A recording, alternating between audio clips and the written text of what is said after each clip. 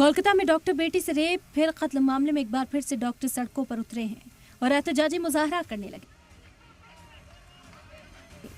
कोलकाता के लाल बाजार के पास डॉक्टर्स धरने पर बैठ गए।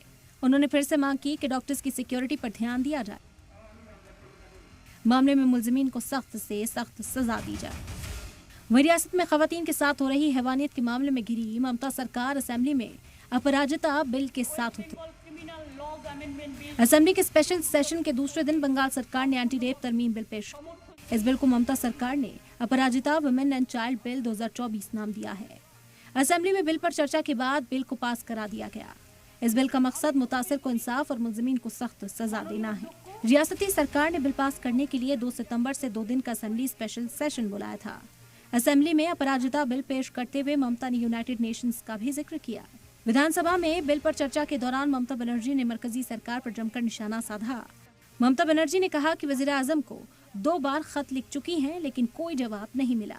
আমি দুটো চিঠি ইতিমধ্যেই প্রধানমন্ত্রীকে লিখেছি। আমি যেহেতু তার কাছ থেকে কোনো উত্তর পাইনি, উত্তর দিয়েছেন একজন উইমেন এন্ড চাইল্ড ডিপার্টমেন্টের মিনিস্টার, কিন্তু তিনি যে উত্তর দিয়েছেন সেটাকেও কাউন্টার করে আমি প্রধানমন্ত্রীকে জানিয়েছি। इस दौरान बीजेपी ने कानून के प्रोविजन पर सवाल उठाए और उसमें तरमीम की मांग की। साथ ही बिल की हिमायत करते हुए इसे फौरी तौर पर लागू करने की भी अपील की है। Full support. আমরা মাননীয় মুখ্যমন্ত্রীর বক্তব্য সুন্দর করে শুনবো। উনি যা মনে আসেন বলবেন, কোনো সমস্যা নেই, কিন্তু আপনাকে গ্যারান্টি দিতে হবে immediate execution of this bill.